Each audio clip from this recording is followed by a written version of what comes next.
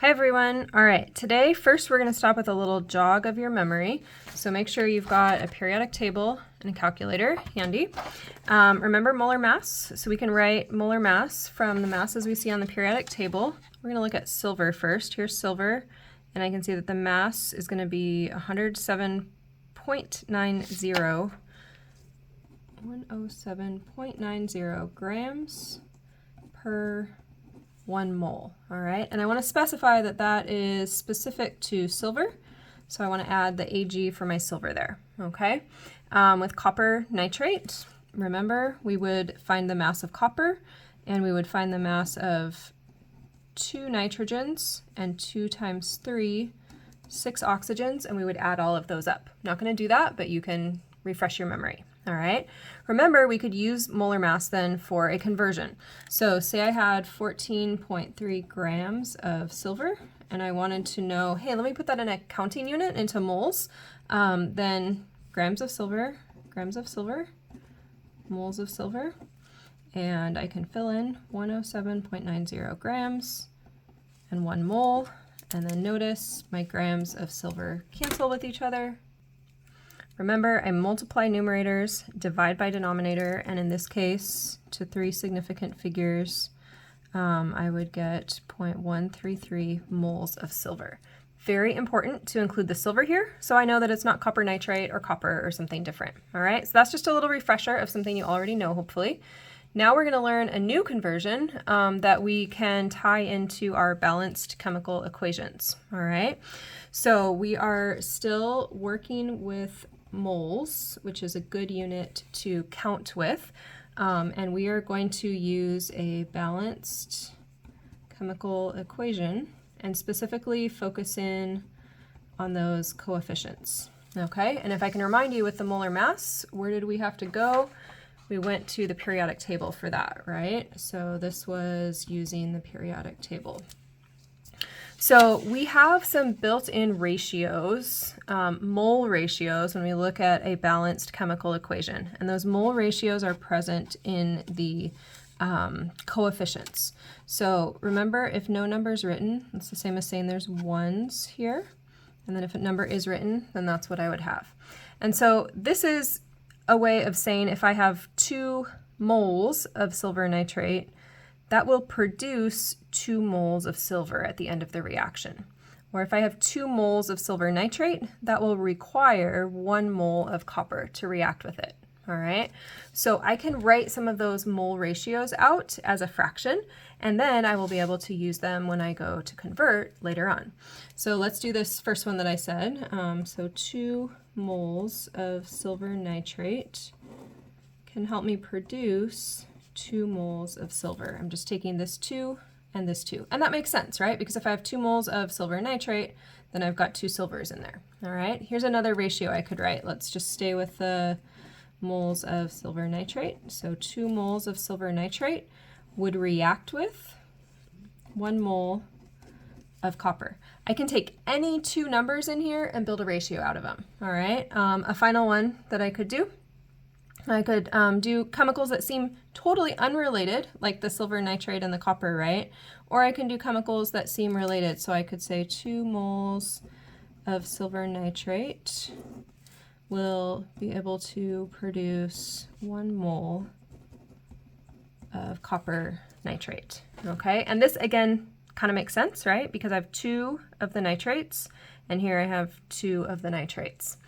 A ratio like this is tied to the balanced equation, so I don't have to even see the same chemicals in it for it to still make sense.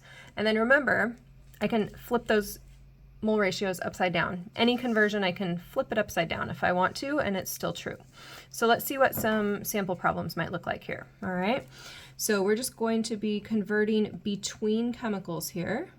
So if I have 0.0556 moles of silver nitrate that react, and I really don't even care about what the word is, okay?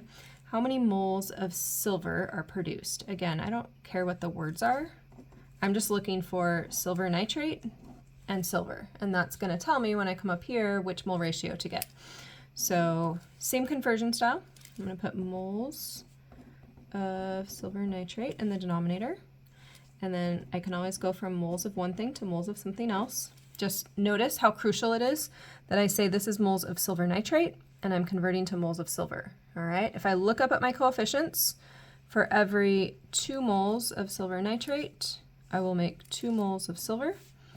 That's the same as a 1-to-1 ratio, so my answer will be 0.0566 moles of silver. Moles of silver nitrate cancel, and I'm left with those moles of silver. All right.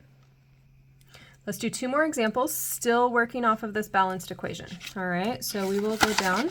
I'll leave you one to practice there. Let's take a look at this problem. If 0.0121 moles of silver are produced, how many moles of copper react? So in these problems, I'm thinking, hey, I've got one chemical silver turning into a different one, and the only way to do that is with these mole-to-mole ratios, okay? So 0.0121 moles of silver. I know I want moles of silver to change easily, directly to moles of copper, not through alchemy or magic, but because I know what the balanced equation is that I'm working off of here. So I can see 2 moles of silver, 1 mole of copper.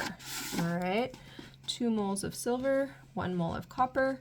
So get your calculator out, and that should give you 0.00605 moles of copper.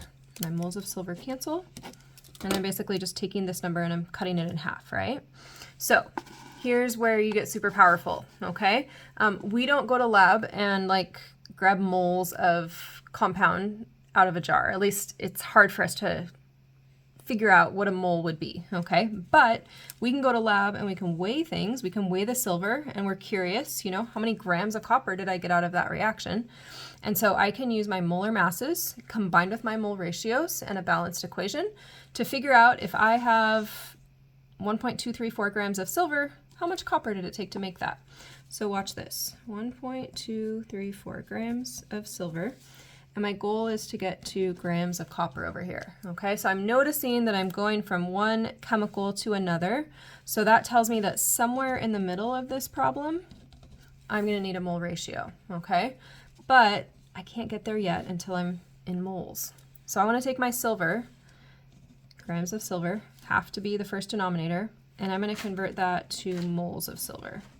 All right, to go from grams to moles, remember, periodic table. My cat might come visit us. All right, 107.90. Oh, hello, Charlotte. All right, so make sure that goes with your grams per 1 mole. Remember, molar masses are always per 1 mole. Now, my grams of silver have canceled, and I know I need moles of silver in the denominator. This is where I'm going to use that mole ratio to start to work my way towards a new chemical, towards copper. So moles of copper.